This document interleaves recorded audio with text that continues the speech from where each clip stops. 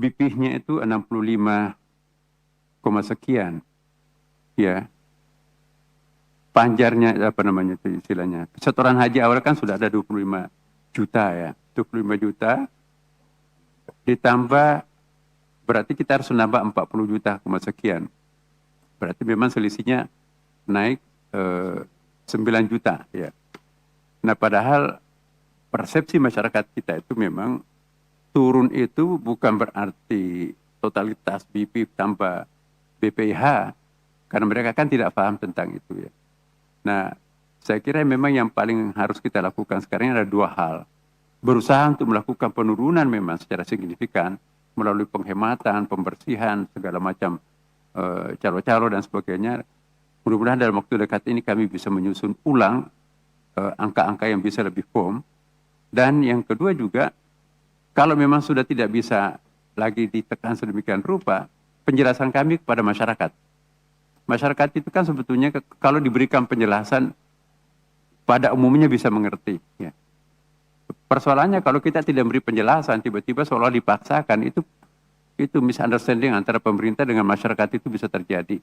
Nah, saya yakin kalau Komisi 8 dengan pemerintah kompak, Pak, dalam memberikan bahasa yang sama kepada masyarakat kita, apalagi ibadah ini, Pak, itu saya kira understanding-nya itu pasti bisa kok. Baik, kembali kita akan membahas apa yang menjadi tema kita mengenai adanya usulan Kementerian Agama, jumlahnya 65 juta lebih ya untuk perjalanan haji di tahun 2025 ini. Pak Soleh, ini kira-kira komponen apa saja yang kemudian masih bisa dirasionalisasi ataupun ditekan? Nah, tadi Menteri Agama mengungkapkan kita akan terus berupaya dengan semaksimal mungkin untuk melakukan penurunan. Tapi bila memang tidak bisa juga dilakukan, jalan akhirnya adalah memberikan penjelasan kepada masyarakat. Bukankah memang seperti itu selalu yang terjadi? Ya. Saya punya informasi menarik, Mbak Ken. Jadi ada teman-teman informan lah yang kita tidak bisa sebutkan namanya, tapi dia sangat otoritatif terkait dengan penyelenggaraan haji. Kalau kita lihat usulan Kementerian Agama itu untuk penerbangan itu kan 34 juta sekian. Nah, berdasarkan reservasi tiket pesawat pulang pergi, ke Saudi di musim haji bulan Mei sampai dengan bulan Juni, itu harganya itu 30 juta 500 ribu. Artinya ini bisa ditekan. Masih ditekan. Nah, saya sebetulnya memahami, Mbak, kemudian apa yang diusulkan oleh Kementerian Agama itu di angka yang tinggi. Karena ini kan penyelenggaraan ibadah haji itu kan terkait dengan banyak hal. Misalnya ada depresiasi dolar terhadap rupiah, kemudian nilai tukar rupiah terhadap real, kemudian kondisi Jadi penerbangan. dipersiapkan range untuk berjaga-jaga. Nah, saya melihat Pak Menteri ini membuat range yang kemudian supaya ngambil nafas dulu begitu ya, sehingga nanti bisa dinegosiasikan. Nah, yang pasti yang kemudian hari ini bisa efisien meskipun kurang signifikan adalah biaya untuk petugas. Karena petugas sekarang itu semua negara pengirim jamaah itu dipotong 50% oleh Saudi. Yang kita itu tahun lalu itu dapat 4.200, sekarang separuhnya. Nah, ini kan biaya untuk petugas artinya efisien, tetapi ini akan menjadi tantangan tersendiri bagi penyelenggaraan ibadah haji, terlebih ketika masih menggunakan tema haji ramah lansia. Nah, tapi itu lain hal. Kita malam ini kan bahas mengenai biaya. Nah, kemudian saya kira gelang yang lain, penginapan, kemudian pemenuh ini yang besar-besar saya kira perlu disisir lagi. Dan saya bisa cukup memberikan efek yang signifikan. Satu hal lagi, saya juga perlu mendorong supaya Kementerian Agama saat ini kan mau mendorong supaya menjelang hari puncak 6 hari itu kan diberi makan. Yang tadinya 1,6 juta butuh 1,6 juta makanan siap saji. Kalau misalnya 6 hari menjelang puncak itu ada tambahan, maka berarti butuh 5,6 juta. Nah, ini kan nyedot biaya. Ini saya kira perlu difikirkan ulang. Apakah kemudian penambahan makan ini masih relevan untuk diteruskan dengan kondisi masyarakat sekarang terlanjur sudah agak kecewa nih dengan biaya yang ditawarkan oleh Pak Menteri ini. Nah, saya kira hal-hal begitu yang menjadi tugas nanti Pak Ustadz HNW dan teman-teman yang ada di Panja begitu ya, untuk kemudian menyisir aspek-aspek mana. Yang saya khawatirkan begini, Mbak Ken. Yang saya khawatirkan ini setback. Setback apa? Karena tuntutan masyarakat minta murah dan Pak Prabowo juga minta murah juga begitu ya, mandatnya begitu beliau, itu nantinya malah yang dinaikkan itu adalah nilai manfaatnya. Oke, baik. Ini yang saya kira Oke. hati-hati, ini akan menjadi bom waktu dan BPKH-nya nanti keuangan haji bisa kolaps. Nah maka efek jangka panjangnya ya, Pak. maka saya mengusulkan sebetulnya perdebatan ini akan terus terjadi dan ini ada Bang Dhanil yang akan nanti tahun depan memimpin haji dan ada Ustadz HNW begitu ya. Saya mengusulkan supaya RUU Haji nanti juga membahas terkait dengan persentase berapa besar nilai manfaat yang mesti atau maksimal bisa diambil oleh jamaah haji yang berangkat. Itu penting untuk Penting diatur. supaya untuk menyelamatkan jamaah haji yang 5,2 Oke, Pak juta yang Musoli. kemudian masih menunggu, Oke. masih berangkatnya 40 tahun yang Oke, akan datang. itu gitu. usulannya nanti ditanggapi oleh Bang Dhanil dan juga Pak Hidayat Nur Wahid. Tapi kita ingin tahu dulu nih bagaimana kira-kira tanggapan ataupun respon masyarakat mengenai usulan Kementerian Agama soal biaya perjalanan haji di tahun 2025 ini bersama rekan kami Prita Zega. Zega, silakan.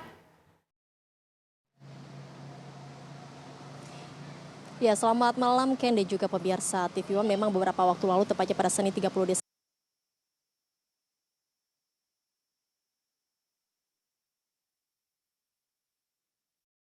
Prita Zega.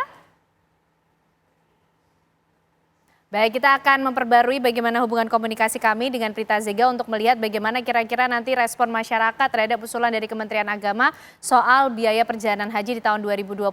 Tapi Bang Dhanil, kira-kira bisa menanggapi dong usulan dari Pak Mustoli tadi mengenai presentase nilai manfaat yang kiranya perlu diatur di RUU Haji nanti yang baru. Termasuk juga kalau menurut BPH, elemen apa saja yang masih bisa dirasionalisasi untuk bisa menekan atau juga menjawab perintah Presiden Prabowo Subianto menjadikan biaya perjalanan haji ini murah?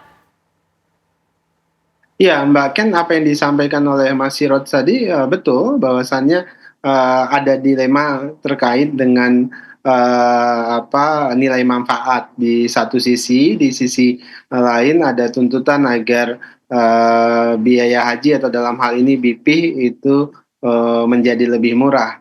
Nah, disitulah tantangan kemudian kita perlu melakukan detailisasi. Maksud saya detailisasi itu adalah harus disisir setiap detail-detail komponen biaya haji kita selama ini, karena bagi kami kebetulan saya 2 hari yang lalu kembali dari Saudi, kita untuk memonitoring proses pengadaan barang dan jasa, terutama terkait dengan catering, transportasi, akomodasi dan sebagainya. Memang ada banyak peluang untuk dikurangi atau disiasati dalam tanda kutip agar ada efisiensi dan ekonomisasi yang berarti.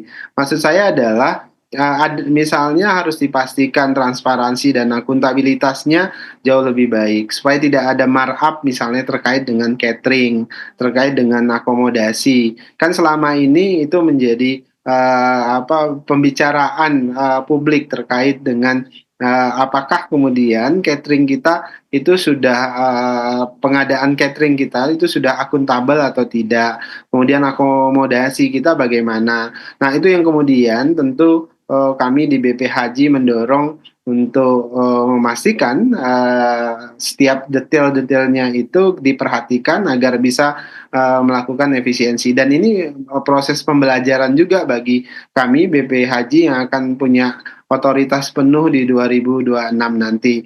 Kemudian seperti tadi juga disampaikan oleh Mas Sirot, kami juga menemukan hal yang serupa, misalnya terkait dengan penerbangan dan sebagainya. Jadi dalam makna upaya kita untuk menurunkan BP atau menurunkan BPIH itu tidak boleh dimaknai dengan pengurangan kualitas dari layanan haji itu sendiri. Artinya yang harus dilakukan itu adalah menelusuri setiap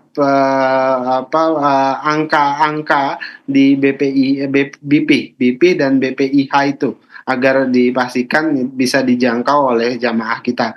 Apalagi kan Anda seperti tahu banyak sekali jamaah kita kemudian ketika sudah diumumkan BP-nya berapa, itu belum tentu semuanya juga bisa memenuhi pelunasan untuk berangkat ke haji.